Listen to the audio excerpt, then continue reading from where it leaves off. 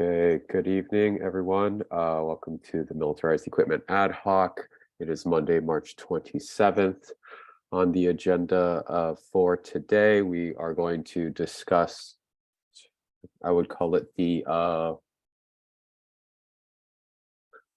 lifeline of this particular ad hoc. Then we will talk about the annual report that we have a draft of. And then finally get to some explosive breaching edits. Mr.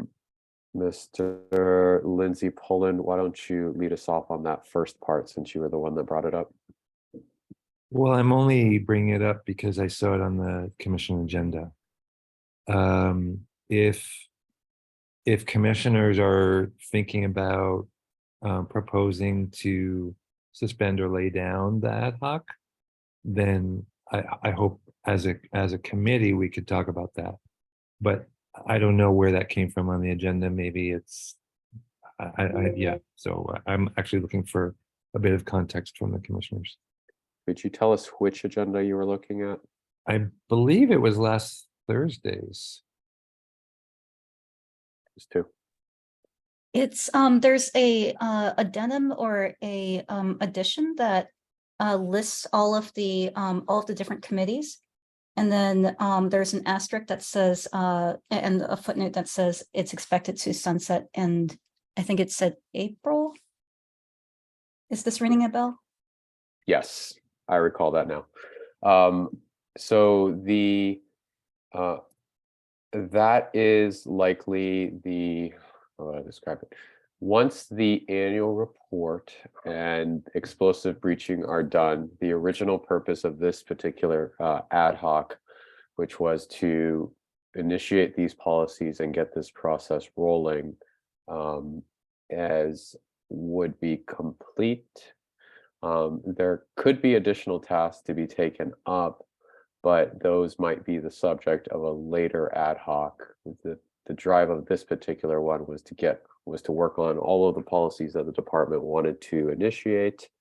The annual report just happens to have come through because of how long we've spent on this. Are there other things that you are thinking of that this ad hoc may take up?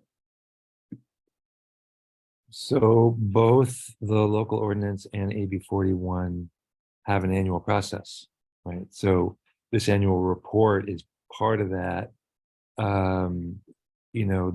The policies are, come annually through the police commission and the city council, both under the local and the state legislation. So I guess I'm wondering what the vision would be if this ad hoc didn't exist, whether your vision is that the commission as a whole would handle that annual process, or whether an ad hoc would be reappointed when that happens.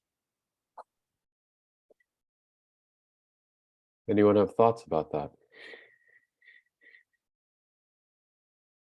I think this is my opinion that decision would probably be made definitively by the chair, but it doesn't mean that we can't have input on that and suggest how we should handle it.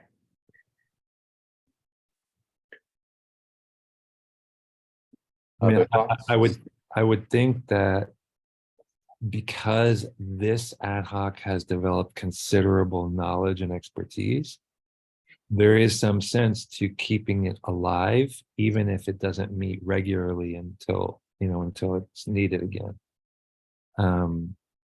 But like you said, Commissioner Jackson Chastain, it is the chair's decision.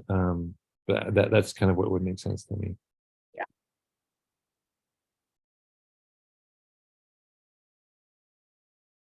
Other thoughts? Maybe someone from the department? I just don't have background in the legals of what's required, going the second year, third year going forward. I think that we've developed an excellent framework, like you've said, Mr. Pullen, because there is considerable amount of labor and everything that goes into making this report. And I think the goal is to obviously create something that's easily understood and streamlined so that in future years we can have a lot less delays that would put this equipment at risk for use.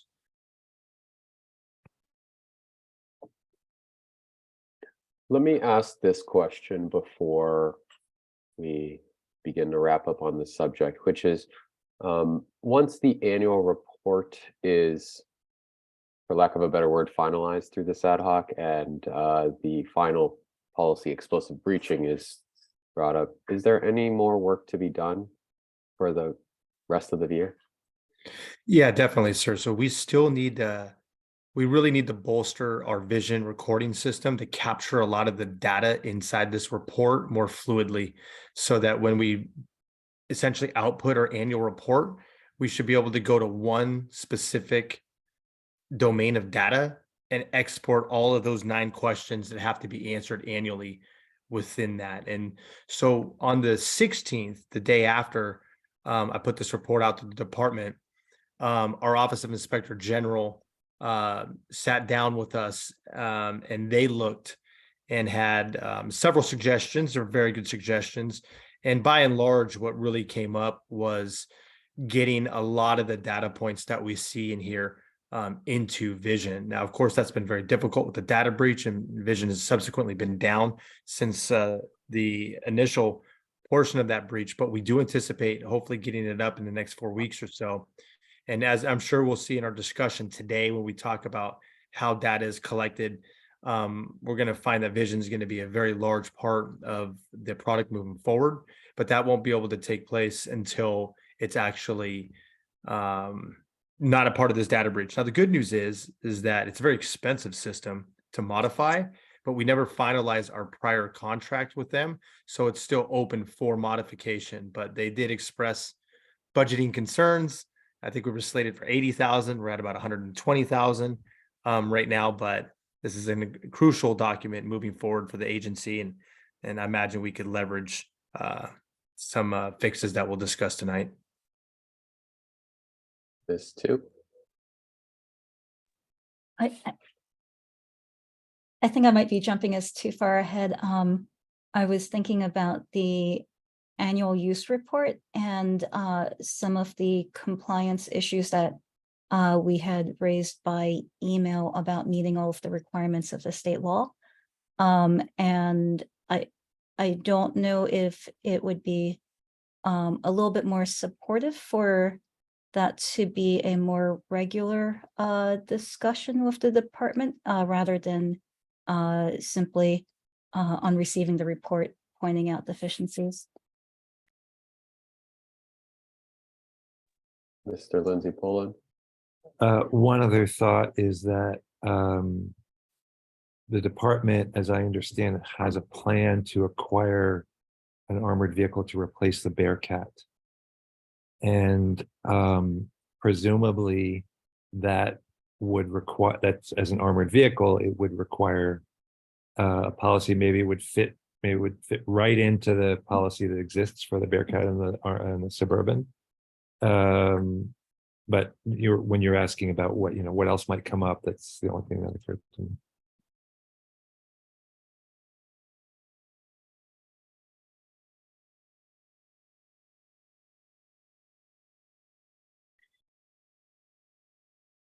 Any other thoughts?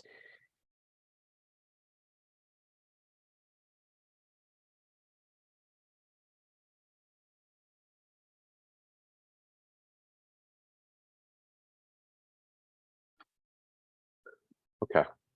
I think part of the discussion about, or the asterisk in that particular note, comes from a potential need to substitute out commissioners who are taking on a lot of ad hoc work. I think that what I will do is I will take this back. I'll see where we end up tonight with the annual report and some of the issues that are brought up from the annual report in our discussion. We still have at least one more meeting for the explosive breaching. And I will discuss with the chair about sort of the the viability of having this particular ad hoc, or perhaps some of versus having some of the work done in the commission for the things that are coming up in this particular year, and then also have a longer discussion about whether or not it makes sense to make this ad hoc dormant, or just reconstitute the ad hoc at that next phase at the same time next year. Making these notes to myself right now. Thank you all for your thoughts. I very much appreciate it, and thank you for bringing these things to light.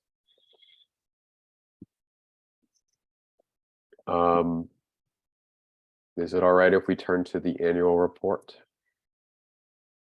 Thank you. Do we have a lead on the annual report, or someone that will want to give some brief comments about it from the department? Yeah, I think I can. I'm going to give us a shot here on my laptop. If I can share the screen, unless sir, you'd like to share the screen instead, but then I could walk through it. All right, you get it. I'm going to give it a try here. Let's see what we got. Can everybody see that, or are you catching my email and that, or are you just catching the are you catching just a report? Just the report. Just the report. Okay, excellent. All right, working good. Okay, that'll be the first win of the night here. All right, so this annual report it's obviously very simplified, and it's based off of all of everybody's hard work over the last year. In particular, I really was impressed, being that, I kind of got in this process about 80% of the way through, when you guys were mostly done, and you did an exceptional job of all the descriptions and layouts and policies associated to it. And this mirrors everything that you've discussed. We did not change any of the narratives or anything like that. It is specifically designed to mirror the impact reports that you went through. So starting right here on page 3, we wanted to obviously put links. We want this to be a very transparent document to the public. So we put the links in here for AB 481, and then also our municipal code here. Hopefully those are working well. And then we outline the policies that are governed by the above links right here below. So we're just trying to give the public an introduction of the City of Oakland's reasons and the governing state law, as well as the Oakland Municipal Code. Brief summary here, just explaining why all of the fine minds in this meeting are here today and what our goal is for transparency and impact. We outline what's probably the key element for all of us in this meeting is the 1 through 9. All of these, and we've ensured that all of these are answered in the report. Now, everyone, I'm sure, has had the opportunity to answer the report, and I'm sure that you're going to see that some of these are pretty in depth and very detailed, very well done. And I think that some of these, like say number 7, right? Like when we're doing this impact report, I'm sure you guys will know, well, maybe there's a little more robust mechanism to get tangible information on 7, or even 8 or 9, right? I mean, we recognize that. And when we spoke with the Office of Inspector General, we had some good discussions on things like that, because ones like number 6 are pretty easy, 2, 1, all of those are very, 3. You guys did an exceptional job of outlining those. Shouldn't be much change. I think we're going to find a lot of good discussion is going to be in 7, 8, 9, and then how we can capture that to the best of the ability in the spirit of the ad hoc. They are addressed, obviously, in the report, which is important. But perhaps with everybody here, we could come up with something a little better. So we have, as required, we have our definitions in there. And then you could see that under the military equipment meaning, we start kind of outlining everything that is required in here. Some of these items, obviously, we do not have policies and governings of use on, so we want to make sure that everybody knows about these, like in particular, say the weed and seed vehicle, which is actually being retired. All right, now we kind of start to get into it here. So this is more definitions. Okay. Unmanned aerial equipment. I'm sure, yes, ma'am. Ms. Tu. Thanks. I might be missing this, so I just wanted to make sure. I saw you, about 2 pages back had the OMC description for what goes into the report. And so I was wondering, wait, yes, the one. That's right. Yep. Yes. And so I was wondering if this report is meant to be only to satisfy the city ordinance, or if it's meant to provide for both the city and state requirements. Well, Mr. Shabian, our subject matter expert here, I believe that our ordinance is basically the state law and more robust restrictions, correct? It's a little bit different. Definitely not the but- subject matter expert. But the previous page, I believe, at least in the version that y'all distributed, that includes the state law. So what you have on the screen now is what the state law requires for the annual reports.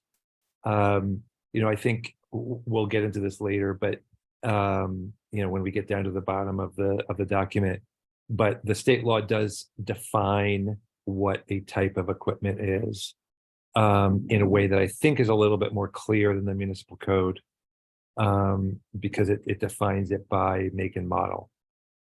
So, but anyway, it does definitely lay out the state law requirement in that page that you have up there.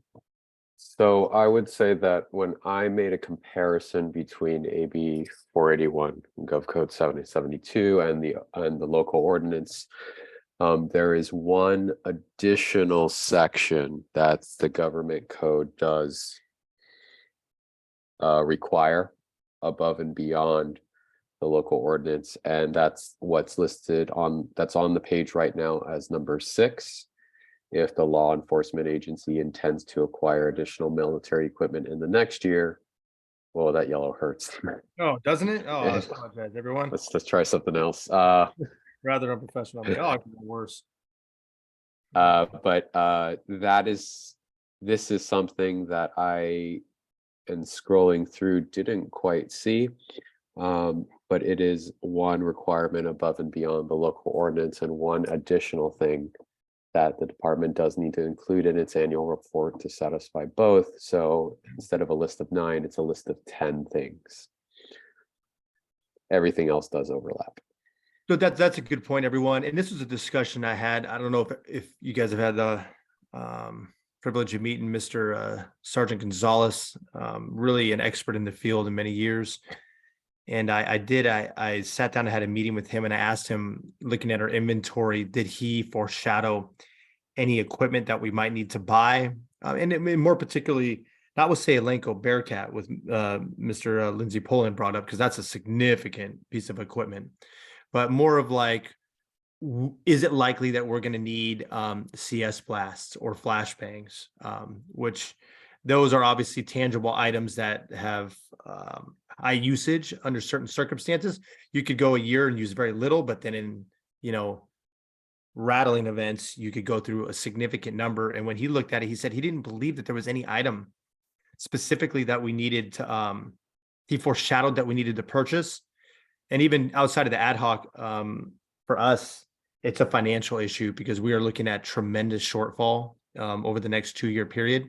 He didn't identify any equipment that he thought that we needed to buy. But it was brought up a little bit to the question, and hopefully everyone can educate us on this, is that under, say, an exigency, if we ran out of, chemical munition, how would we go about purchasing that with your permission in quick fashion? For another discussion for another time. But we did actually look at number 6, and it's our best guesstimate of our inventories adequate for this fiscal year before the next report. And we believe this time that they are.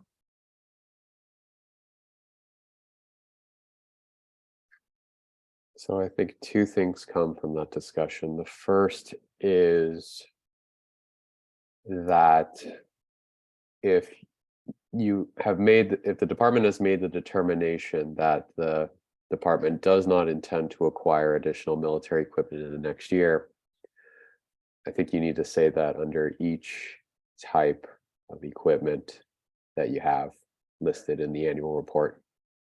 it That's a, is that's a good going, point. Can we it's put going, anticipated use? Would that assist in this report?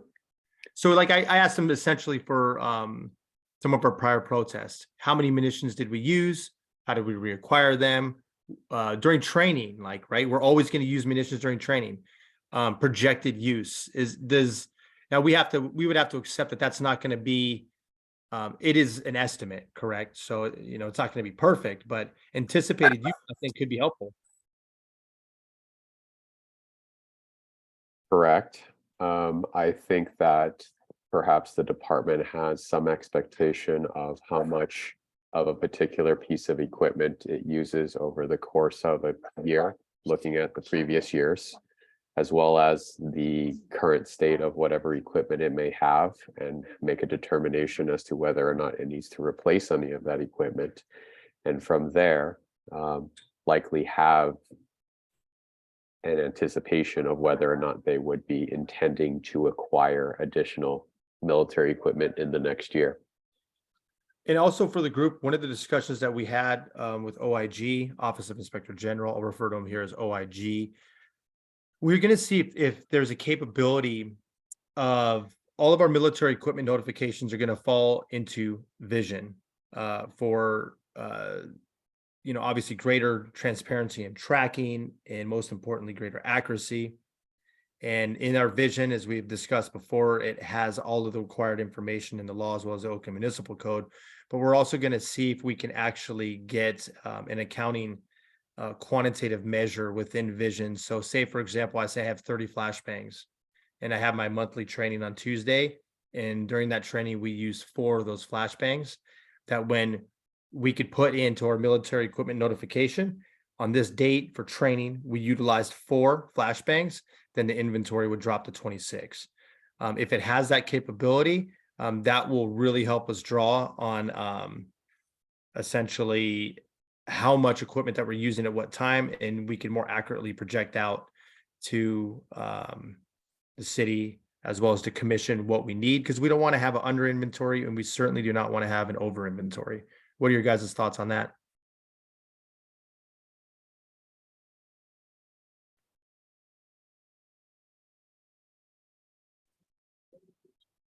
I think that's for the department to decide, so I'll leave it at that. I don't think that's for, I think if we look at past patterns and we look at the amount of inventory we've had in years, and if we go back, if we can, to look at, when we do need to purchase and when we don't, like if you're to look at the drones, obviously that was something that just occurred last year.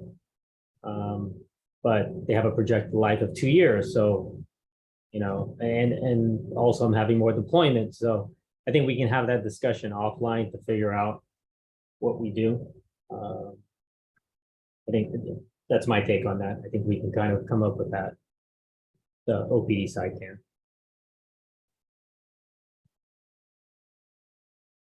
Anybody else have an opinion on the matter? Yeah, Febo, I'm taking some notes. I'll send them to you offline. Some things I think that can help with projecting costs. There's, I think, just stuff beyond the munitions, robots, drones that break down, rifles that break or reach their barrel life and whatnot. So I'm jotting some notes. I'll send it to you, and then offline you can probably work with whoever's in charge of those respective categories to figure out the anticipated replacements or inventory replenishments that are going to need to be made. Very helpful. Excellent. I think that's right. I think that the goal here is this is a document by which the department has an opportunity for transparency in sort of its dealings, its use of military equipment, its intended acquisitions, so that the community has an idea of what they plan to do. It is an opportunity for that transparency. How you come up with those numbers, how you come up with those details is a separate issue that might be internal to the department. But I think for this particular document, it is an issue of just being transparent and reporting out what it is that you're doing. Thank you. Are we ready to move on from this page? Okay. I'll put those notes in there. We've got that. Okay, again, we've already been through here. So I'll start getting into just the general outline of the pieces of equipment. Okay. All right. So in outlined essentially in the 1 through 9, they obviously stated that we have to state specifically what the type of equipment is, manufacturer, its use, model number. You're going to see that that's in here. How many we own, if we have an expected lifespan on it. And then we obviously broke it out into the required categories of its capabilities, its purpose or authorized uses, the estimated fiscal impacts and the ongoing costs per year, and of course, our procedures and legals governing the use. We outline the policies right here.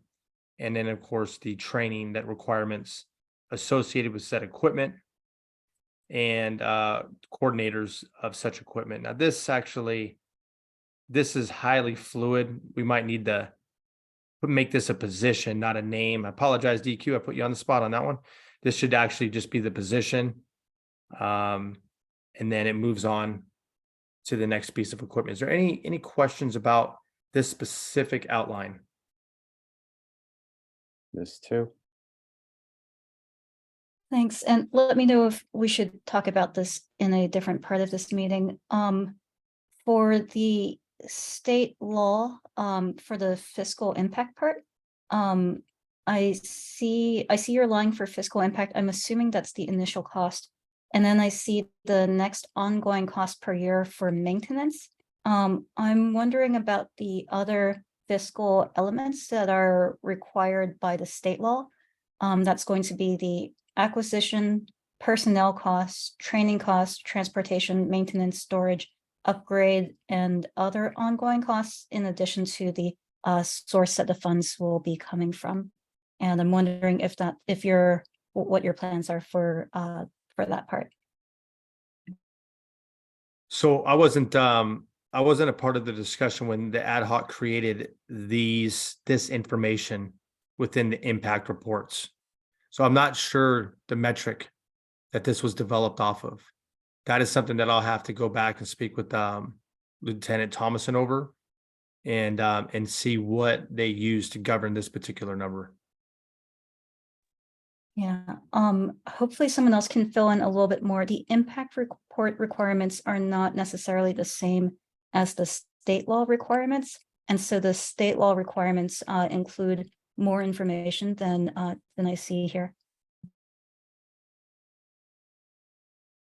So just correct me if I'm wrong. I heard that for the impact report, we're governed by the municipal code, correct? Not the state law. It's the state law that requires all that information. That's right. Well, then that makes our life a little easier. But I still want to follow up and see how they came up with this number here.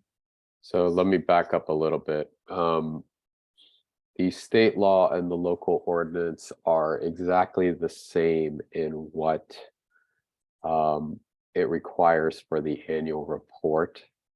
The impact reports are different and may have different numbers, but for the annual report, both the state and the local require the department to include as part of its cost acquisition, personnel, training, transportation, maintenance, storage, upgrade, and other ongoing costs, and identify the source of the funds from which they would come from.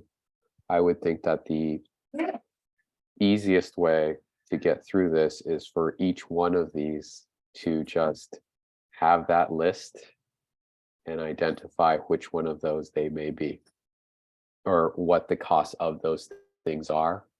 If there is none, then for say training, then great. If there's no additional cost for personnel, then great. But to lay those things out as the law does require. Good catch, Ms. Two. We'll take care of that. Okay, so you're going to see quite a bit of redundancy from here. It's going to go through every required pieces of equipment. all the way through. Just keep on going here.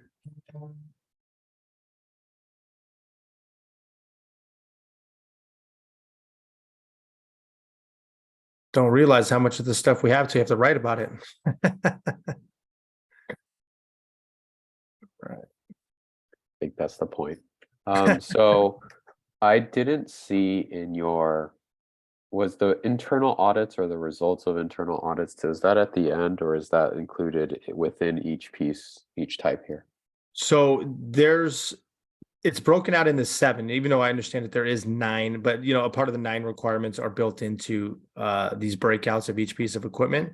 And then down below is really where we answer some of those questions that are unanswered in the above independent equipment breakout. For example, like right here, where particular pieces of equipment were deployed by policing area, geographic area as it required. Now, we did put a link in the report that goes to the Oakland crime mapping system, which delineates beats by geographic area. We do acknowledge right above here, we do acknowledge that this has not been updated to reflect the Bureau of Field Operations Area 6. It's the system that says 5. So despite that, though, the beats are perfectly accurate. The streets are accurate. Everything is accurate. It's just in terms of our deployment strategy, we move from 5 Bureau of Field Operations to 6. But for the purposes of this report, if somebody wants to know exactly, where something was being deployed, they can refer to that report right there, that link. It's very useful in a lot of other ways. I suggest everyone keep it to reference geographic location of deployment. And then, of course, we outlined a number of deployments. And the crime mapping link as well, it's a live document, so hopefully that it will be updated shortly to reflect our new 6-area BFO strategy. Let's see here. Few hands up. Mr. Lindsay Poland. So I went to the link of the maps, and that map still only shows the 5 action areas. So you have a report with 6 different areas, but the map only shows the 5. So it seems like the report needs a current map that shows all 6 areas so that people can see which areas actually the deployments occurred. Otherwise, you can't really tell what because it's an old division of the city's geography. The other thing, and I would refer you to the email that we sent on March 20th, where we went into detail about because this is, for me, from my perspective, this is like the meat of this report is the last 2 or 3 pages. That each, for example, unmanned aircraft systems, the requirement of AB 41 is a description of the use and purpose for each type of equipment, which means each model. So that means each model of drone, each type of robot, the different types of, and type is defined in the state law by the model, means shares the same manufacturer model number. And like in the case of the Bearcat, for example, it's really important because you've got deployments of both the Suburban and the Bearcat grouped into one armored vehicle category when there's a lot of strong community interest in how the Bearcat is being deployed, distinguished from the Suburban. And in fact, you already have that data. It's already actually posted on the armored vehicle monthly deployments description. I would also say that here, in terms of what it says, for example, let's look at the drone use, 56 deployed 56 times. So you've got use of force and fleeing subjects and perimeter searches. I would hope for a little bit more detail. You've got, if we're the 56 deployments all to, I mean, use of force, I don't really understand what that means in terms of purpose of the use, nor whether that was the majority, 1 out of 56, 55 out of 56. I can't really tell from this particular report. You know, and I would say the same for the other things down below in terms of the purposes of use. It's just, it doesn't really tell us almost anything about the purpose of how these things were actually used in the field. So I suspect, you know, that in the vision software you were referencing before, that information is recorded. I will just say that there are several other agencies that have done this part of their report by incident. That is, they describe the incident, each incident in which something was used. They give a date, they give a overall, you know, area or location. They describe the purpose.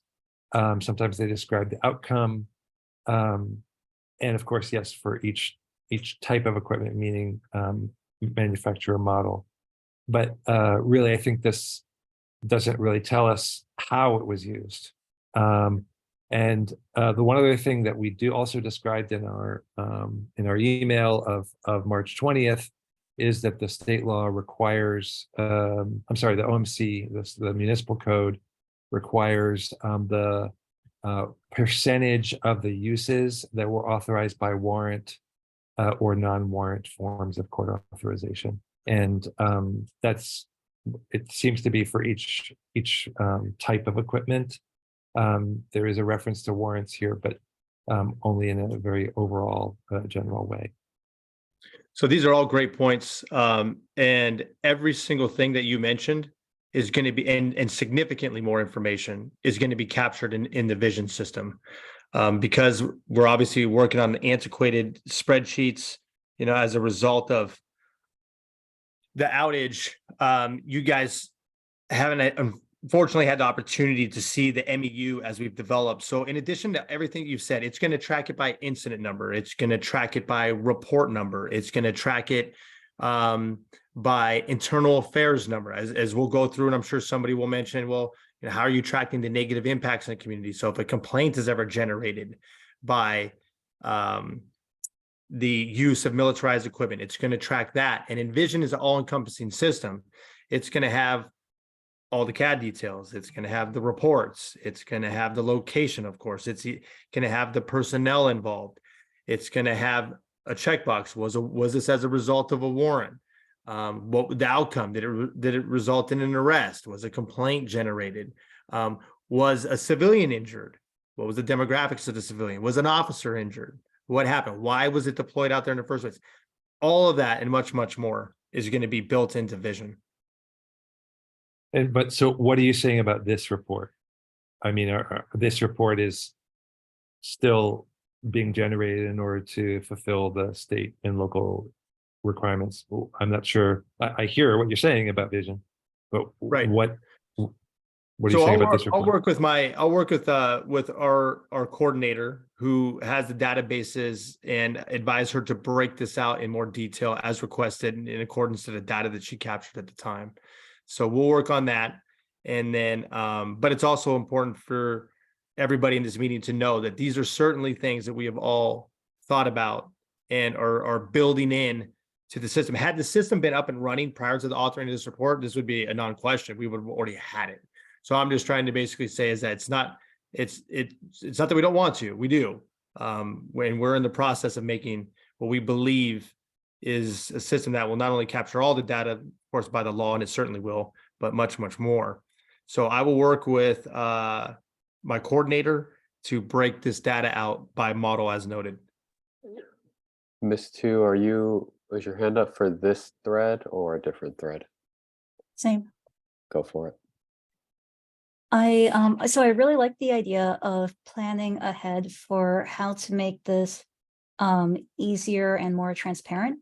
I share the same concerns about what can be done with this report because the we all want the department to be able to follow the law and to comply fully with the law.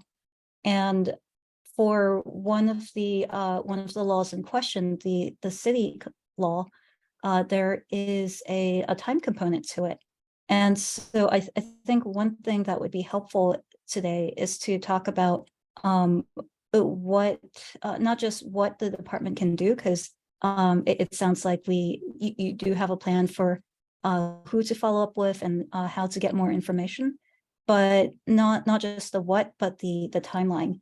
How do we get this information in a timeline that will allow you as the department to comply with the law?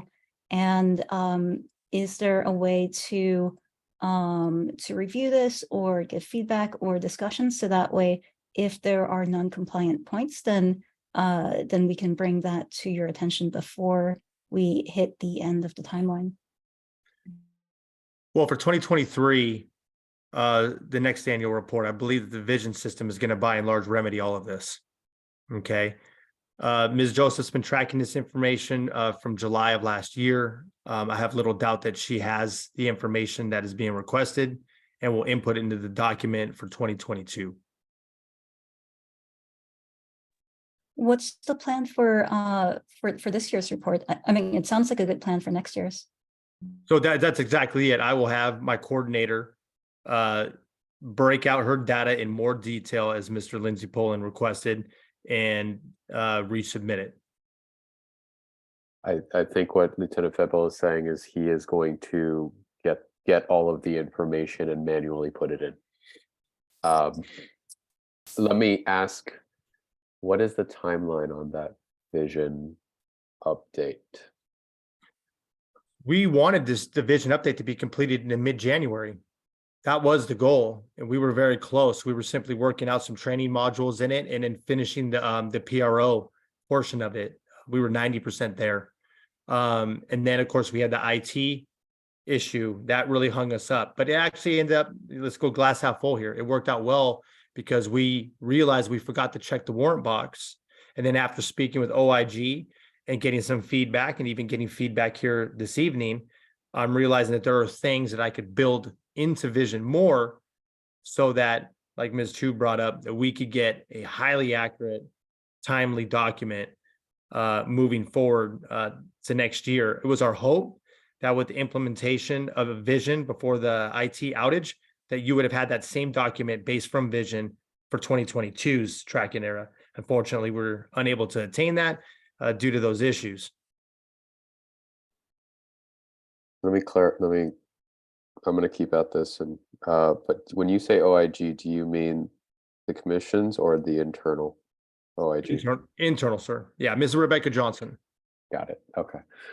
Second question is, do you think that build out for vision will be done before April 13th? I'm going to say there's zero chance. Okay.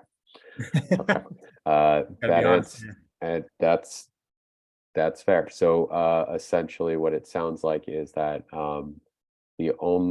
the way to get this done in a manner in which complies with the state law is to manually do it, as you have suggested. Godspeed. And Godspeed. It's going to be a lot of work. Okay. Other thoughts on this thread? So, April 13th is when the community engagement meeting about the annual report will occur during a commission meeting. Is that correct? That is the current framework that is preliminarily in place to be discussed today as well.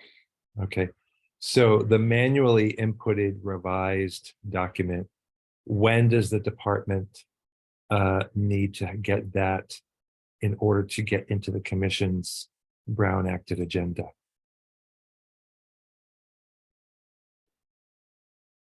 April 10th, 6:30 p.m. Maybe 5:30.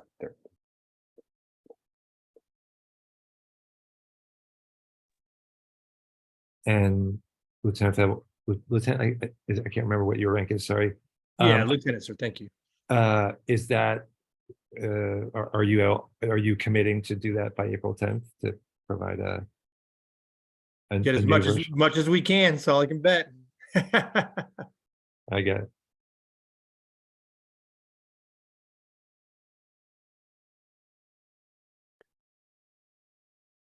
Other thoughts on the annual report that we have seen? Miss Two, You've got a hand from Miss Beck. right?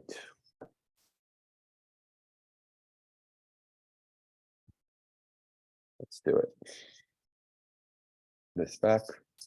Hi, thank you. I wanted to advocate for including outcome in reports, not just in the name of transparency, but also in the name of goodwill. I think this is your best opportunity if a drone were used to locate someone in a search and rescue to say so. Thank you.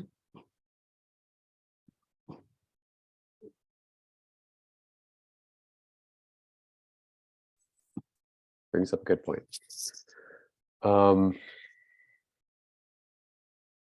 Miss Two. Let's see. I know that it's a lot of work that Lieutenant Febble and his team are going to have to do between now and April 10th, 5:30 p.m. But I also wanted to check in on if you would like any of this committee to look at the report ahead and give you feedback for any for elements that we see in or potentially out of compliance with the laws. Well, absolutely. I mean, that's why we're here tonight, right? That's critically important. Time is not something that we have a luxury of. So, I mean, I genuinely would appreciate any input on this document that we believe does not comport with the law. With that said, because time is so relevant to the completion of this, we only have the aptitude to complete exactly what's required by law and nothing more within that time as well. Would it be helpful for us to, because like if you want, I can definitely set aside a few hours on April 9th or 10th or earlier to take a look at anything that you're planning to submit. So I want to just make sure that you know that you can ask the rest of the committee to help double check, make sure that there's nothing missing from what the laws require. No, that's wonderful, and I genuinely appreciate that. We are all a team here. We're on the same side with the same goals, and as soon as I can reasonably get the information that we have collected, again, a lot of this tracking, 90% of it occurred before I got into this position. So I'm going to have to speak with Lieutenant Thomason to see exactly what data was collected through our coordinator at that time, and all of that data obviously will be manually input into here as soon as that's completed. And I'm hoping before the 9th, because that doesn't really give us a lot of turnaround time for errors if they are in fact in the report. Mr. Shea has always been very responsive to me. I'll get it to him as quickly as possible and he can forward it out to the group. I might, sorry, I'll just make one last suggestion, which is if you want to run through a single type or maybe two types in a given category and send that out, then we can quickly take a look at just what it looks like for one type of equipment and be able to give you feedback. So that way, if there's anything missing, we can catch it earlier in your process and flag it so you don't have to do, hopefully you'll be able to get through it as quickly and fully as possible.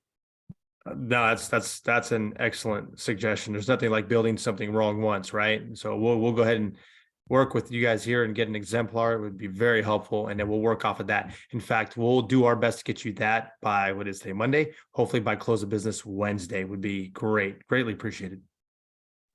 Yeah, and I'll do my best to turn that around as quickly as possible.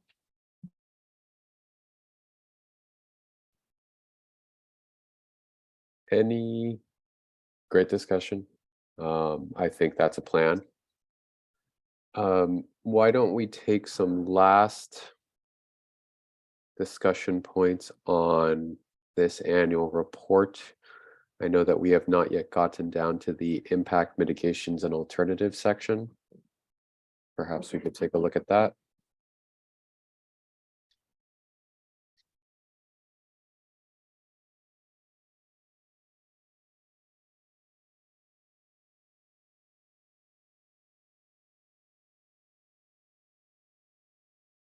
Mr. Lindsay Poland, does this is from the local ordinance, this is the city law. In the manner in which it is sort of laid out as a summary here that covers all of the control equipment, all of the military equipment, does this satisfy that requirement? Part of it is, I think, in this particular instance, because we are so close to having the policies done, there hasn't been a lot of changes from the actual policies impact reports themselves.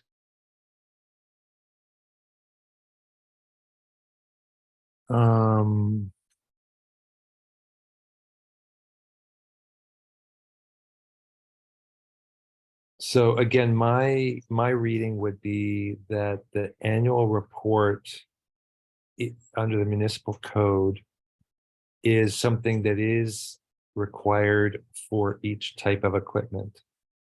And the piece on mitigation says specific affirmative technical and procedural measures that have been implemented to safeguard the public from such impacts.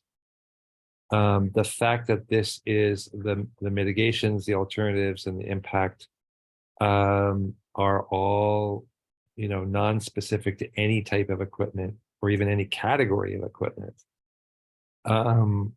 Doesn't seem like it's really fulfilling that. What we could do is we could just liken that every piece of equipment that has its breakout, it has usage, model, make, cost, all that. We could just sub these under each one of those. How does that sound?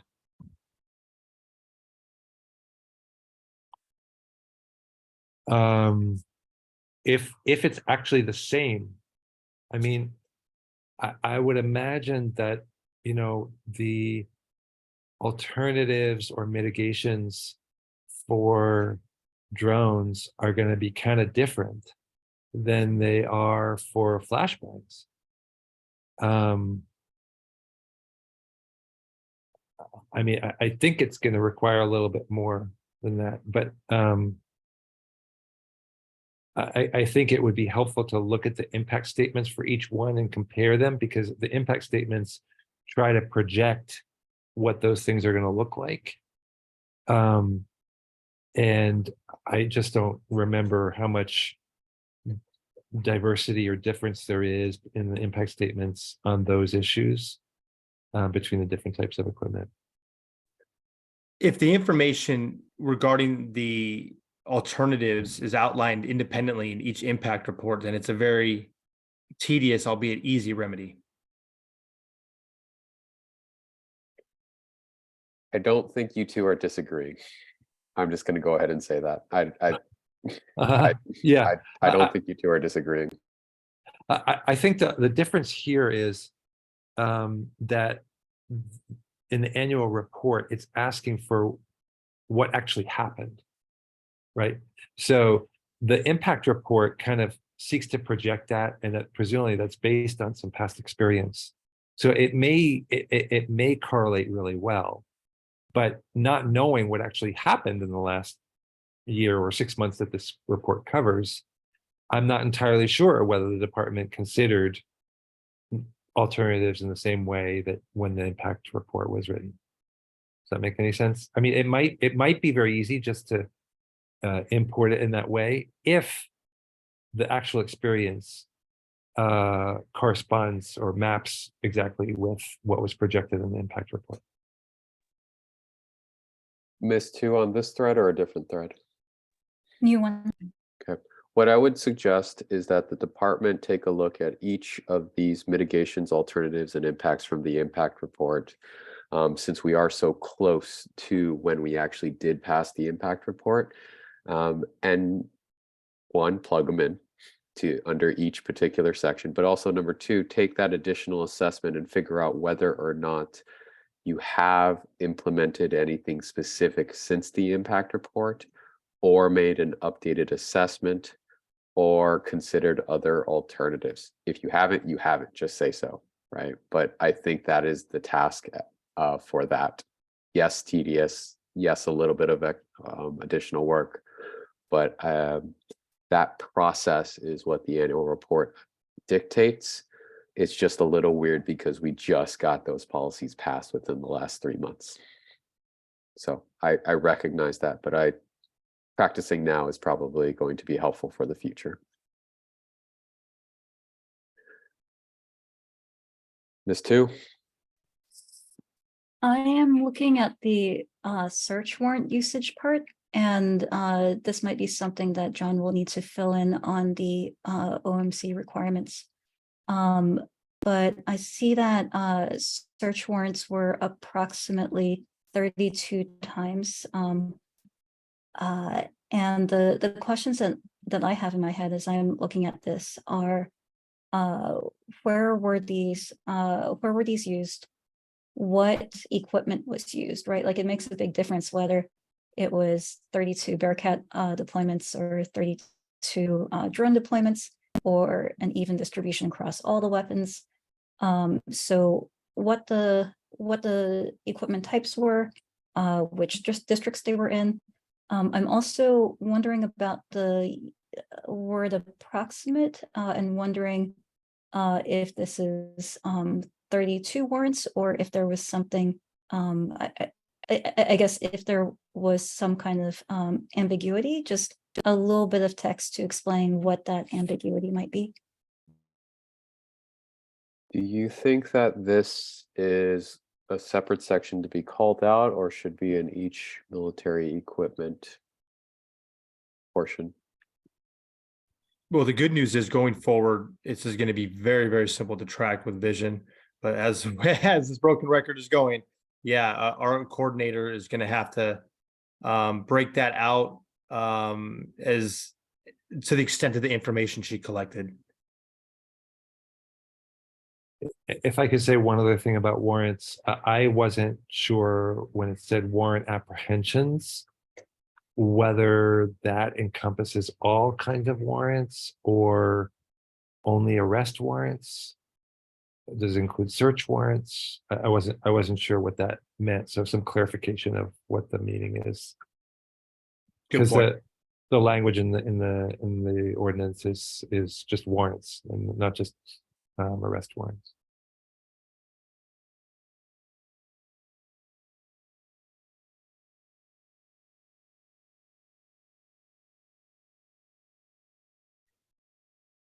I think that's bench warrants, search warrants, and arrest warrants, and RAMI warrants, and any other type of warrants you can think of.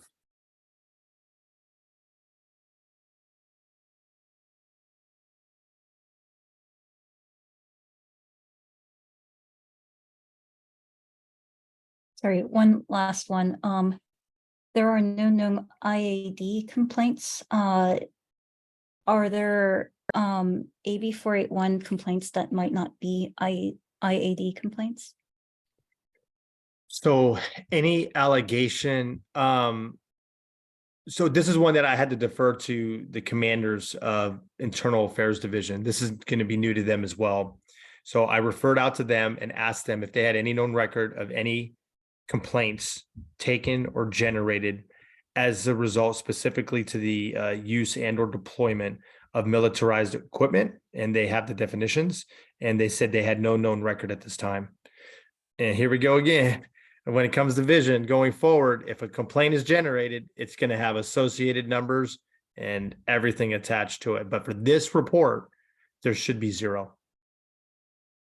So besides IAD, I know that for almost all of the policies, they refer back to K6, which also gives some contact information for the military equipment coordinator, and if people had any concerns, complaints, or other things that they wanted to say. I think this section well, let me start off by asking, Lieutenant Feb, are you the current military coordinator, equipment coordinator? Yeah, I have an assistant, Ms. Kima Joseph, civilian. She's like the coordinator, and I'm the commander of the unit. And also, though, if it helps too, Ms. Two, we also reach out to our public information officers. We know they're required by the law to push this information out every 30 days, and they do. I reached out to their office and asked them if they saw any negative impacts from social media, things of that nature, which of course would result in a generated complaint per DGO M3. But regardless, they said they had no knowledge of that either. Okay. No news is good news.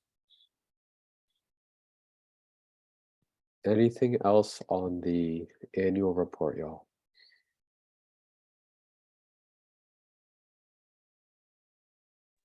Were we going to talk about the community meeting separately or next? Okay, great.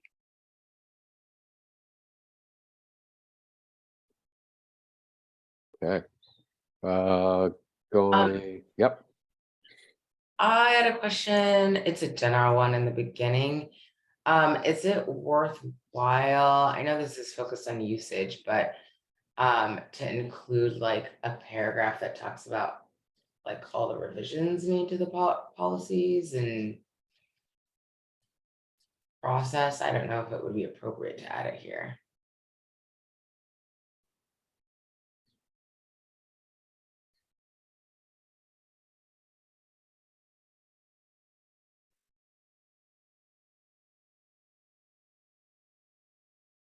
Someone from the department, let's take a little bit of thought about how proposed policies might get brought up and whether or not this is the place for them. If it's, well, actually, Well, one of the things I think that, well, obviously, we're going to review policy to ensure that the department's operating under best practices in the interest of the community. We do quarterly reports at the department for, among many things, internal affairs complaints. If complaints begin to get generated over the use and implementation of militarized equipment, which will be readily captured in Vision, those complaints are going to start to become complete department knowledge through quarterly reports where we look at IED trends. If we find that, say, the deployment of drones generates an inordinate number of complaints, that always generates a discussion regarding policy deployment and usage. So I think that might be served better under the internal affairs portion of the operations of our department. And the annual report is supporting what it needs to do. Okay.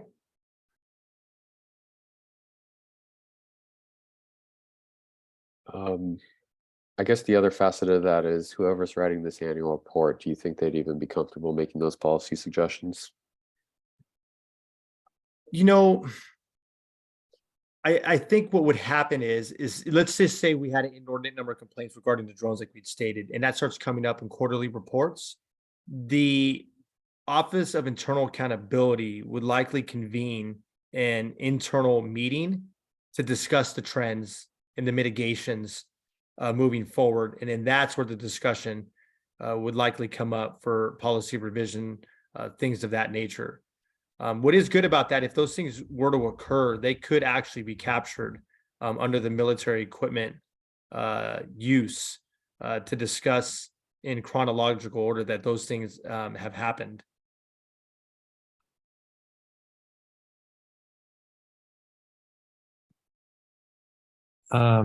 This kind of raises a question for me because and not so much about the annual report in a way as, well, maybe because AB 41 requires an independent entity that has oversight and as such can receive complaints. And that entity could be CIPRA, could be the commission, could be the city council, it has to be named in the policy. So IAD or anyone else in the department it isn't really, that's not really what's being considered by that requirement, right? It needs to be, an independent entity. So in a way, it kind of suggests that the complaint summary, like I appreciate that you know, kind of did the investigation to find out, okay, did the department hear anything? And I suspect the answer might be the same if you ask CIPRA, right?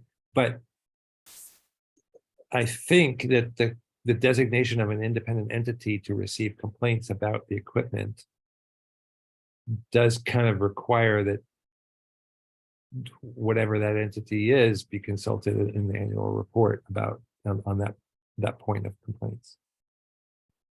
That's a good point. And for the group, just to know, it's outlined in Department General Order M3, accepting and referring complaints. All complainants for the city of Oakland are afforded the opportunity to have an investigation investigated through Oakland PD or CIPRA or both. So, and that's outlined in the complaint packet that's required at policy that we provide them, so that anybody who would make a complaint to the department regarding military use equipment would be afforded that information and allowed to determine that self. And also CIPRA always exercises the authority to attach themselves to any internal investigation for accountability for an independent audit as well. I think we have very good redundancies in that regard. With regard to contacting CIPRA for military-based equipment, I didn't do that. And that's a great point you bring up, John. We can reach out to them here shortly and find out if they in fact received any complaints as well. It's a good question.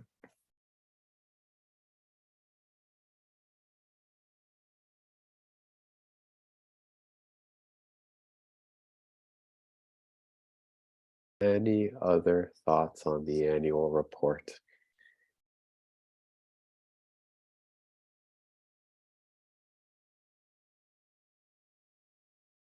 Okay. Why don't we talk about that community engagement meeting? The state law does mention within 30 days of submitting and publicly releasing an annual report, the law enforcement agency shall hold at least one well-publicized and conveniently located community engagement meeting at which the general public may discuss and ask questions regarding the report and law enforcement agencies' funding, acquisition, or use of the military equipment. I suppose I should first ask, did the department, is this report on the department's website? No, sir. We were waiting for everybody's review. Does that change our timeline?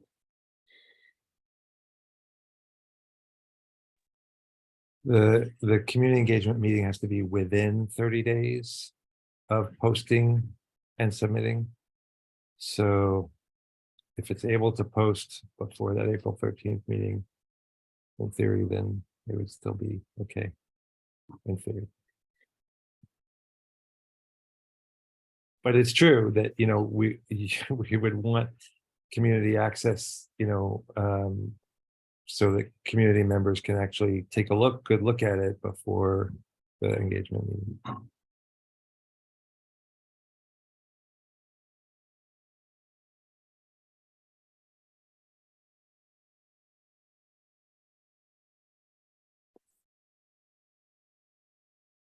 Let's talk about the forum of the community, the format of the meeting, while I do a little bit of legal research. Having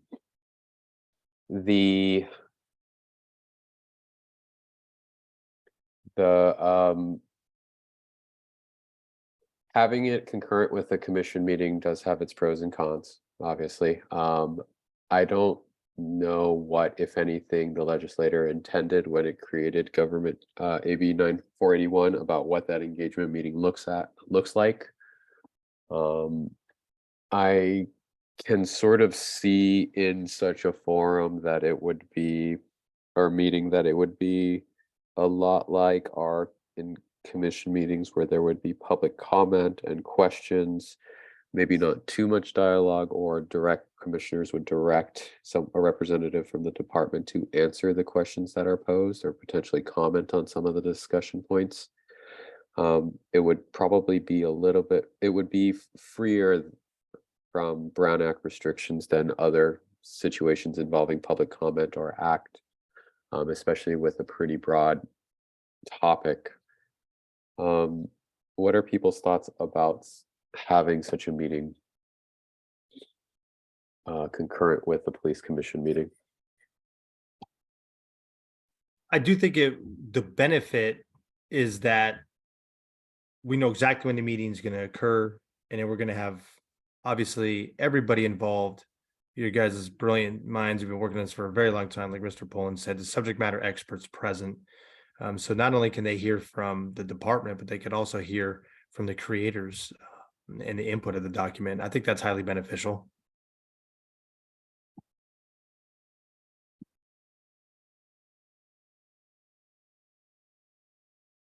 I mean, I think if the Brown Act rules can be suspended for that part, if it can be set for a time certain, so that members of the public who want to participate in this don't have to participate on all the other commission matters.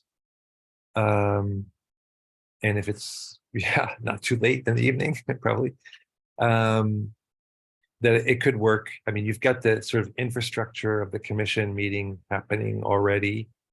You know, the state law requirement is that the department holds such a community engagement meeting. But I do think that having the commissioners present is a good thing, and so that everybody can hear what community members are saying and asking, as well as the responses from the department. Vice Chair. So it occurs to me, and I mentioned this to you last time we spoke about this, because we are now mandated to be in person, anyone who wanted to engage in this conversation with us would necessarily have to be in person, as we do not have hybrid meeting capacity at this time. It sounds as though that's something that's sort of down the road maybe, but that does mean that we potentially lose out on a lot of additional input. I think it's a double-edged sword, or that I think that in-person feedback is oftentimes more effective, but we get, you know, a sort of not as broad a swath of potential folks weighing in, because let's be honest, people aren't used to having to come back to these things just yet. And you know, there are other reasons why you know, folks haven't turned up in the way they have in the past. So it makes me wonder, would this be better as a sort of dedicated town hall community forum that maybe was in person somewhere, but also something that you know, had special you know, special access to hybrid, or was, you know, purely Zoom, one way or the other, just so that we don't miss out on the additional input.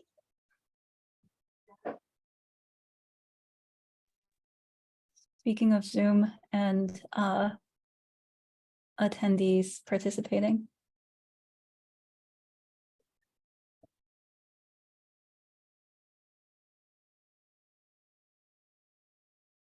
Anyone have thoughts or reactions to Vice Chair's comment, what Vice Chair mentioned before I take that? I'm remembering an in-person meeting pre-pandemic that the commission did at the, what is it, the East Oakland Youth Opportunity Center, the thing that Commissioner Jackson runs. And it was, you know, it was in East Oakland. It was a different setting, and it makes me think that there are, you know, there are community groups that do have the capacity to run hybrid meetings.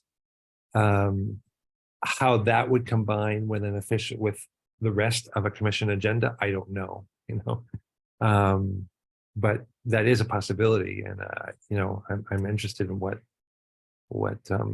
Commissioner Jordan is saying in that sense. And I think I can think of community organizations that probably would be up for hosting, but it probably would be a special meeting without a lot of other things on the agenda. I think. I don't know.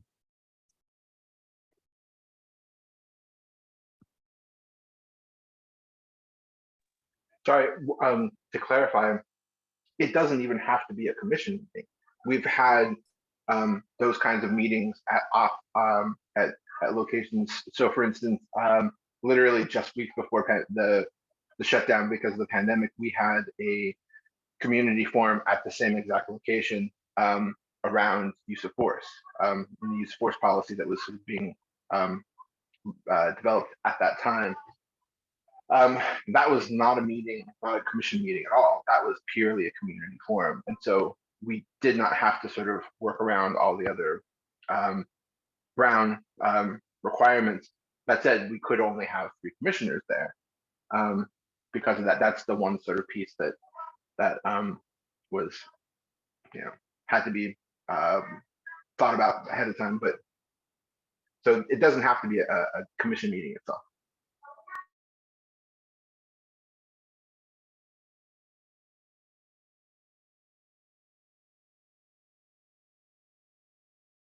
I think for me, the parts that are important are that we engage as much as the community as we are able to, which includes making sure that there's a very specific time which the discussion will begin, kind of like what John pointed out in his email, and also making sure that we are really making an effort to encourage the discussion and questions that the state law calls for.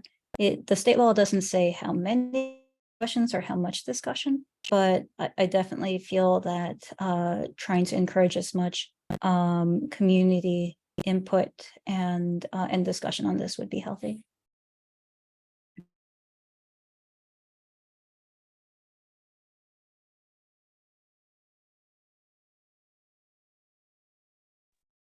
I'm going to take what Rachel Beck for a second. Thank you. I would like to advocate for a special meeting, not a commission meeting, put on by an organization that has the capability to do hybrid meetings. I think you'll get 2 distinct crowds if you have an in-person only meeting and a Zoom meeting. And I think those crowds are both worth hearing from. And a hybrid meeting has the possibility of capturing them both. Thank you.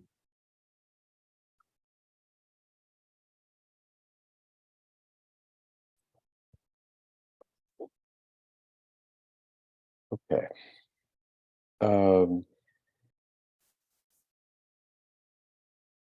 Let me throw something out there and maybe get some reactions to it.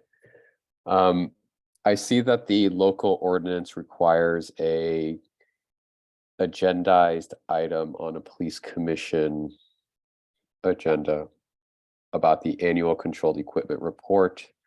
There are separate requirements for submission of the report to the police commission, which has a deadline of March 15th. And it says the department shall make it publicly available for as long as the equipment is available for use. And then within 60 days, we have it at a regular meeting. That deadline is probably the first meeting in May. I also see that the state law requires the submission plus publicly available report. And it's within 30 days of that you have a community engagement meeting. I think arguably we haven't actually hit that because it's not publicly available yet. What I am suggesting or proposing is that we not do this on April 13th.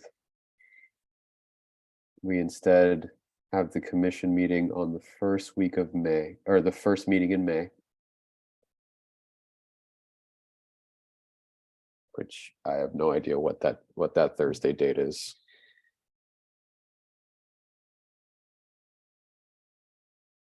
It's May 11th.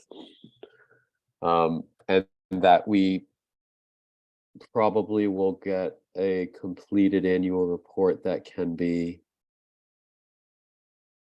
publicly available, updated annual report that will be publicly available approximately April 10th, which would be our next militarized equipment ad hoc.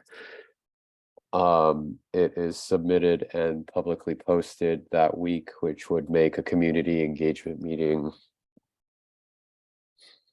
deadline probably around the same time. And we look into alternatives to having it at the police commission meeting. Or alternatives to having it at a place where hybrid is possible and the community engagement aspect of it is a little bit more feasible. Thoughts about that? Can you remind me what the timeline requirements from the OMC are for either submission or any further action? Submission by March 15th to the police commission, agendize within 60 days. And then a separate requirement of having it publicly available.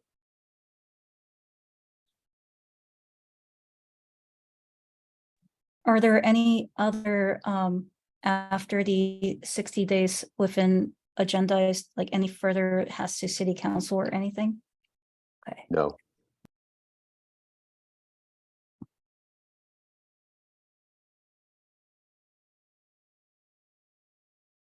It's 9.65.030. The commission makes a determination based on the annual report whether authorization continues.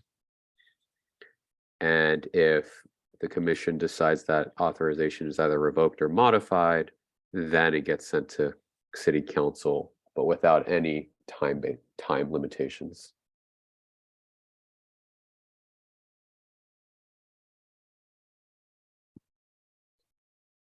I think what you propose could work, and I think there is a good possibility that a community organization would be up for and willing to host a hybrid community engagement meeting in late April or early May. That that could engage the voices and questions and responses of community members, as Jennifer was saying. Do you think you will have suggestions by April 10th? Suggestions of a host? Yes. Yeah, I mean, yes. Suggestions, yes. A commitment, I don't know. But we can try, we can see. From the department side, I think that gives you all a little bit more time in trying to figure out this community engagement. It does mean maybe a little bit less.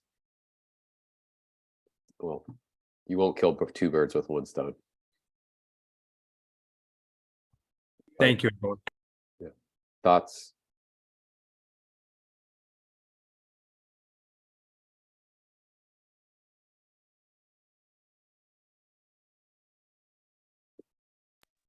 What does this mean in terms of the department submitting and submitting the final report?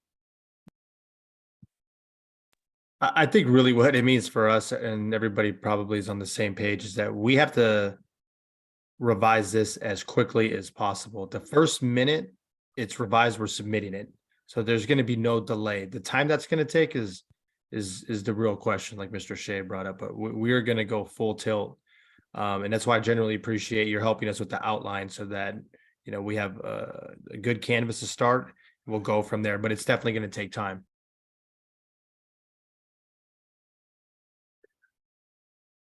I think we come back on April 10th and take a look and see if it's done.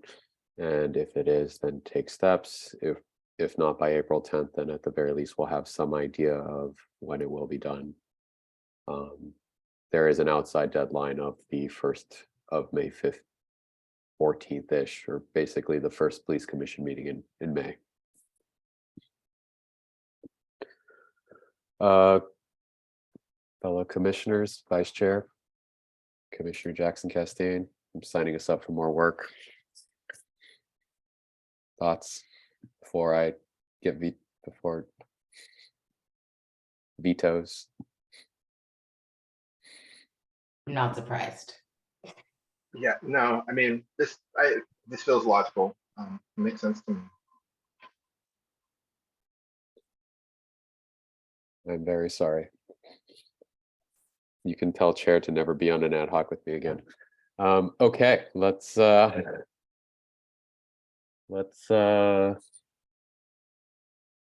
the 2 weeks on this and wrap up and regroup on the 10th. But we are not quite yet done because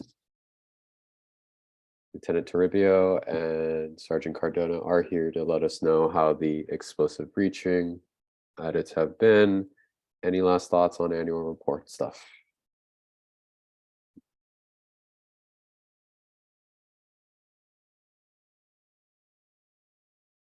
All right. Sorry, not an annual report thing, but I just wanted to let everyone know. Sorry, I have to step away. But thanks for everyone coming out tonight. Yep. And I recall that Lieutenant Fevel also needs to step away at 7:30, but we have Lieutenant Toribio and Sergeant Cardona to ferry us the rest of the way. Well, thank you very much, everyone, for your input. And Ms. Chu, I'll be reaching out to you shortly. Everyone have a great night. Thank you. Lieutenant Toribio, would you like to take us Yes. through? Let me share the screen here. I'm gonna hit the training bulletin for explosive breaching. I think we can knock that out based on the minimal changes that were needed, although they were fairly significant in terms of the verbiage for authorized deployments. As usual, can everybody hear me? And then can everybody see my screen okay? Yes. Okay, so I encourage you, and then what I'll do too, right at the end of this meeting, so you could just ignore the email that I sent right before the meeting if you don't have it up with you, but to try to clean the document so I can just work with it a little better. Anything that was resolved, I just resolved the comment. So feel free, please, if you want to check my math, take a look at the comments, just make sure that the content covers what was questioned or stated in the comment. So I just made a little fix here. The main points that we discussed at the last meeting a month ago was clearing up the verbiage for the authorized uses. Particularly, a lot went around the second point, referencing applicable documents, and then also settling on some verbiage regarding preservation of life versus loss of life, and just making it clear what this second bullet point meant. And I added the third based on the discussions as well, to make reference back to things beyond training and TAC team operations to include disasters and rescue operations. So if we just look, and I'll just highlight it. I think you can all just see it. It starts with this first paragraph here. Made the verbiage consistent that the committee had settled on regarding the term imminent loss of life. There was some discussion on should it be preservation of life, loss of life. So we settled on imminent loss of life. So that is the overriding qualifier for doing an explosive breach. So it can be used in the three below categories only when explosive breaching options or non-explosive breaching options are deemed impractical or have been exhausted, or the delay caused by employing those other options would significantly contribute to imminent loss of life. So training, self-explanatory. And I added just this word here to ensure that this bullet point clarified that it's done. They're used in the field, one, during a tactical team operation, and two, when it falls categorically under these three conditions as specified under Training Bulletin 3P02. To address the last point, which was any other type of incident, I kept it as simple as I could and just referred back to verbiage closer to the top where it talked about disasters and rescue operations. And again, all of these points still fall under the umbrella of needing this requisite in order to be authorized. Ms. Tu? Super minor, maybe the training should be moved outside so that it's not, or does it still apply with the only when non-explosive breaching options are deemed impractical or have been exhausted? Yeah, I see what you're saying. As I was reading it, I was, Oh, you know what? I guess training for explosive breaching, non-explosive breaching options would be impractical for explosive breaching training. So never mind, I think we're good.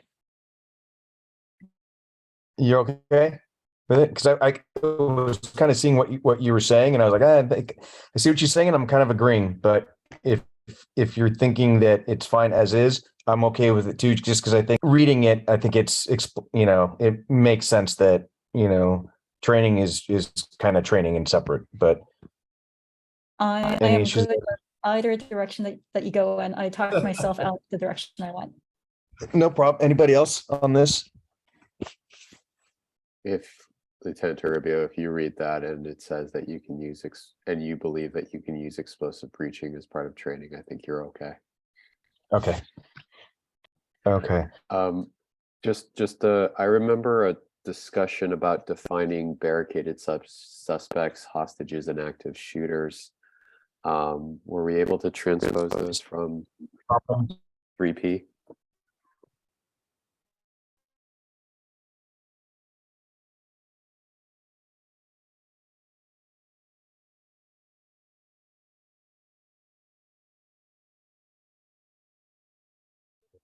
Lieutenant Toribio, is it just me? Yeah, my connection's messed up. Can anybody? I can't hear him either.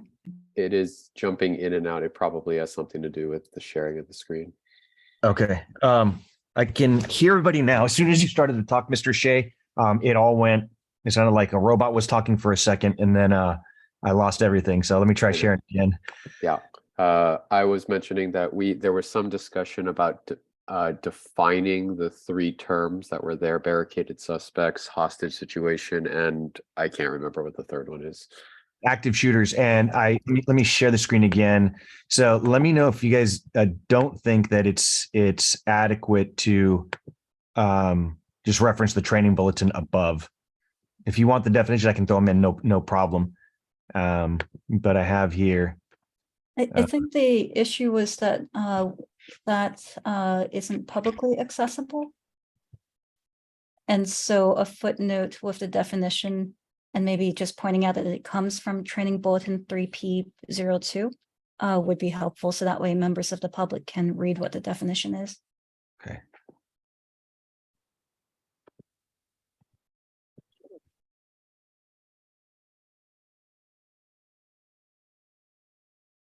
Other than the definitions, I do appreciate the changes here and the self-limiting factors on the rescue operations to very specifically get at what it was that we were all thinking.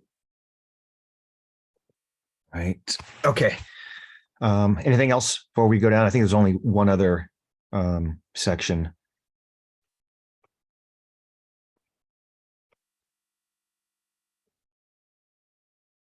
Here again, this was the imminent loss of life. The verbiage made consistent.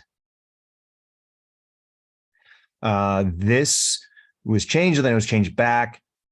And this is just a nomenclature. ATF refers to the containers or vessels for carrying the explosive breaching materials as a magazine. So I just used that, and I changed that in the impact report as well to make it consistent, or I left it rather.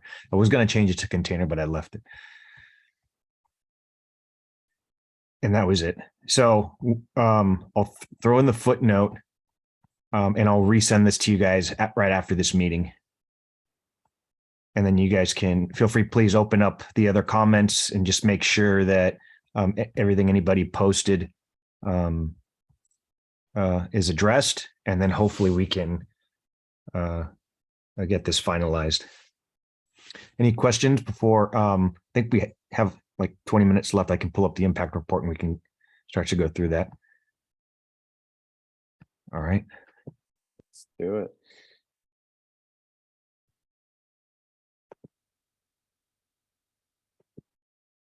Okay. Did it come up or is it still on the other one? On the training bulletin? Still on the training bulletin. Okay.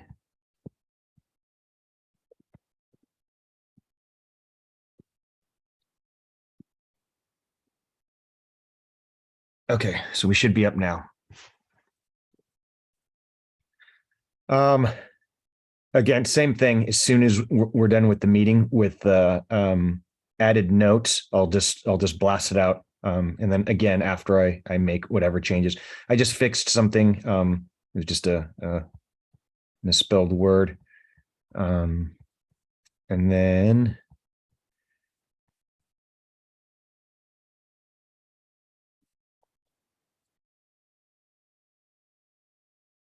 okay. I just added some things here again, making it consistent with what the training bulletin says regarding storage and transportation.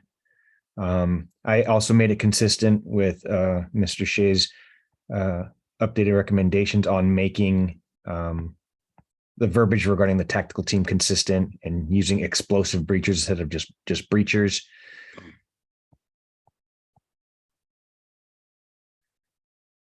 Because we use the term entry team, I just kind of defined it or explained here that it's an element of the tactical operations team. And then, okay, we get down here to costs. So thanks, Chris. What Chris did was he broke down the explosive breaching materials used like at average training, making charges of various sizes.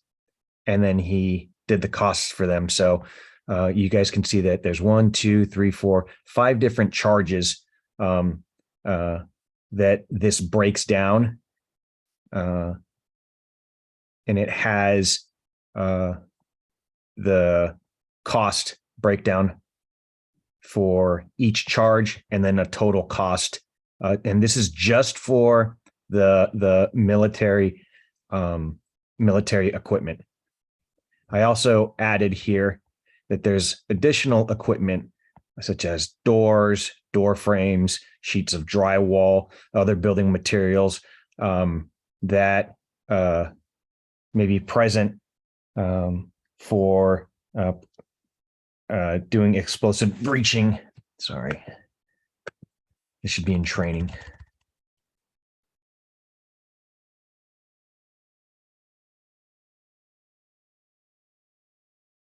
So this is like non-military equipment, equipment or materials that are used. And it can even be just like cardboard or staples to hold something up, right? So miscellaneous equipment.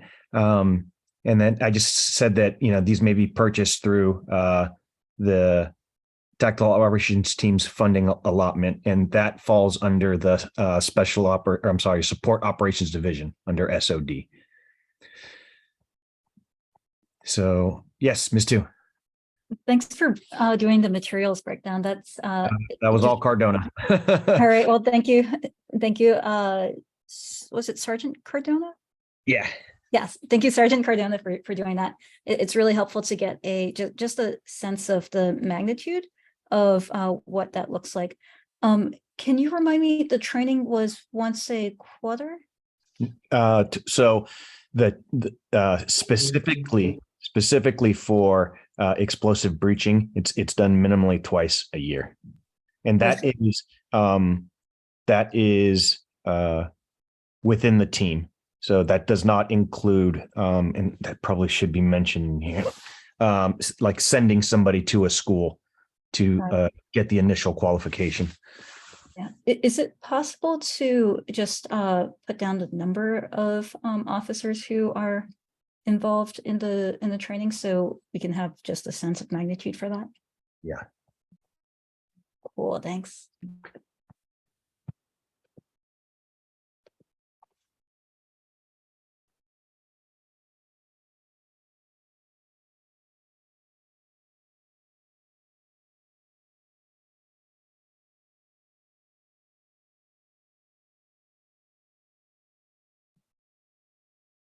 There is a section.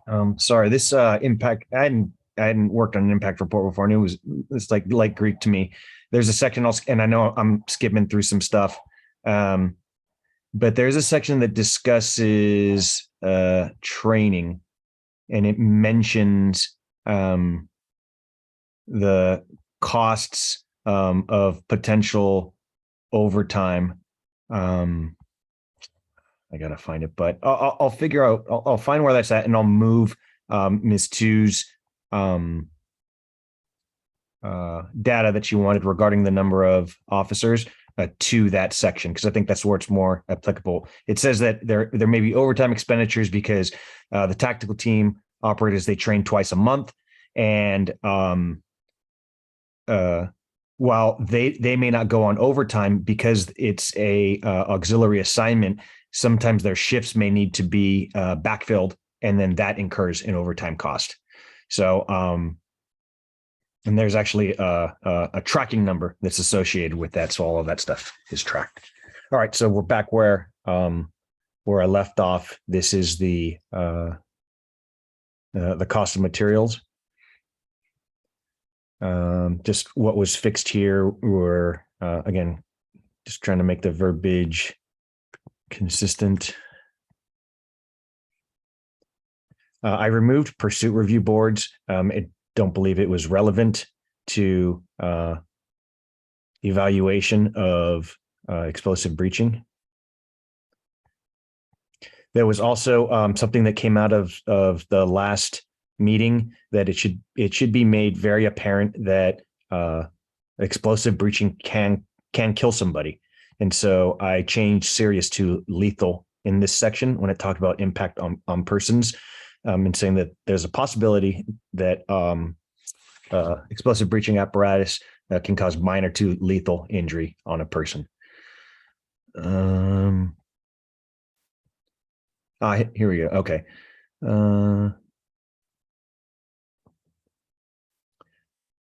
This just says that the TAC Ops team, they train bi-monthly, and only those members that are qualified as explosive breachers are the ones that are allowed to prepare. I added transport and deploy any of those materials in the field.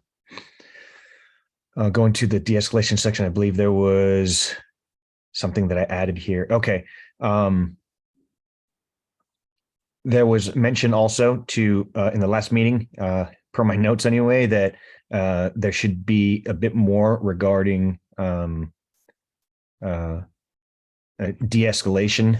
And so I added just this paragraph here to kind of just say that kind of how restrictive the department's going to be, and how not using explosive breaching is the primary option for things. We only are really going to use it if there's going to be imminent loss of life. So I added this section here to try to reinforce that here in this report, and it uses verbiage that's used elsewhere in the training bulletin.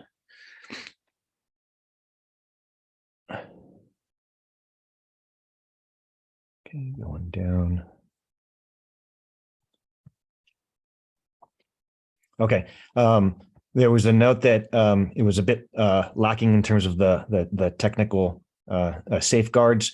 So I wrote, or I included per a recommendation, that the explosive materials that they're segregated.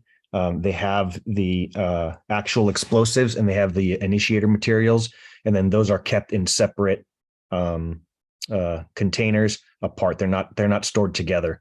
In addition to that, none of the materials are accessible or can be transported or used except by authorized personnel. Ms. Tu? Are the authorized personnel allowed to just hang on, like, if I were authorized, could I check out a magazine and as long as I'm carrying it, transporting it in the magazine, just sort of carry it with me wherever? Let me check with Sergeant Cardona, but if I'm not mistaken, we have it in policy that I think it's in the policy that commander has to authorize even the transport of stuff. So just because somebody's a explosive breacher doesn't mean, hey, I can carry around this stuff with me. There has to be permission. There's kind of a check there to prevent somebody from just carrying the stuff around. But Chris, do you have any insight on that? I can look up the policy too. I'll pull it up. Hopefully this doesn't affect the screen here. No, you're correct on that, sir. Okay. All right. Settled. So now to answer the question directly, explosive breacher is not allowed simply by virtue of being authorized to handle that equipment in training or in the field to just grab materials freely. Yeah. I think maybe the part I'm realizing I'm getting confused between the technical and the procedural. Just like you, all of us are learning this new format. And maybe what needs to happen is that last sentence about materials may only be blah, blah, blah by authorized personnel. That's more of a procedural safeguard. But the storing in separate magazines from initiators is a technical safeguard. Got it. Makes sense.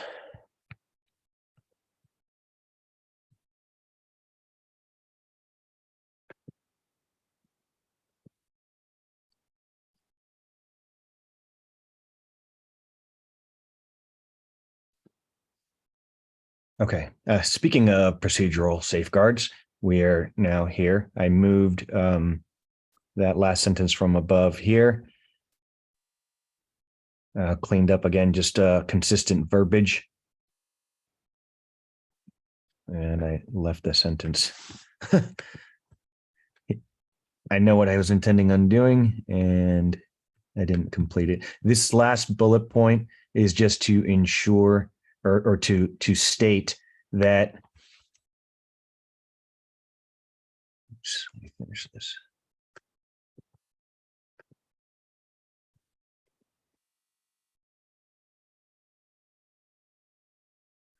Sorry, guys. I don't have a mouse. I'm on a trackpad. Things are slow going. This last bullet point, my intent in trying to complete it was to explain that the SOS commander is responsible for ensuring that all explosives are inventoried per policy to ensure that stuff isn't missing, and to ensure expiration dates and whatnot, that the materials, obviously they're explosives. We don't want to leave stuff just sitting around without being examined. So just safeguards that, or rather just ensures that those safeguards are being completed.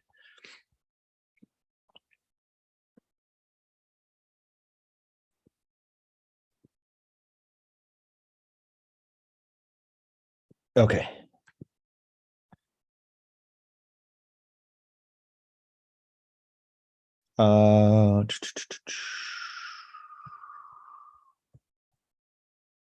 Track record. Okay. Thank you, Jennifer, for sending those examples of instances where explosives were used by other departments and they yielded some less than desirable results. So what I did was I did some research on those incidents that you sent me. And then I broke them down, and then I added a component regarding how they apply or don't apply really to the department. This needs to.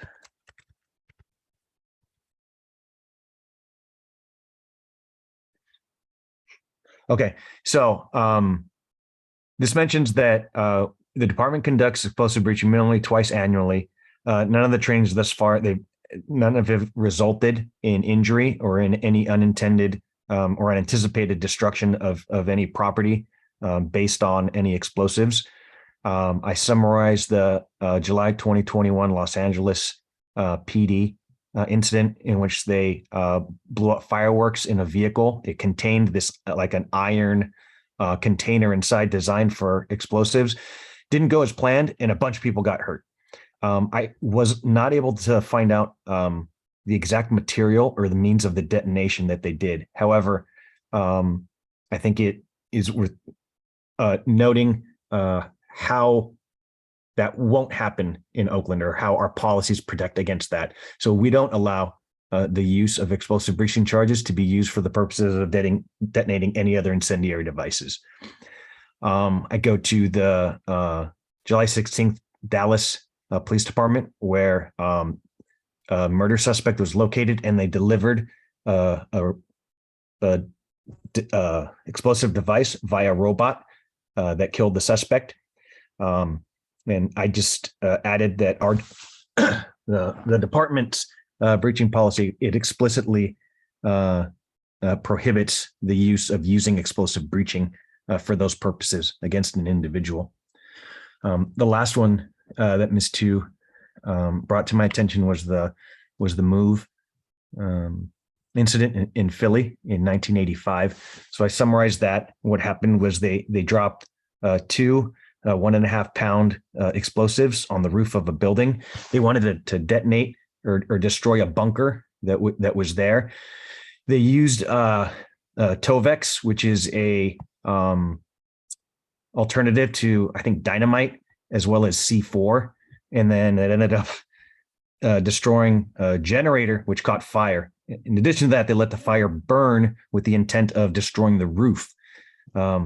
11 people end up being killed, and then I think over 60 houses or something like that got destroyed as a result of that. So our policy, it doesn't allow the use of explosive devices to be deployed from a helicopter or any other thrown or delivery method, aside from the direct placement of the device on the medium that's to be breached. So if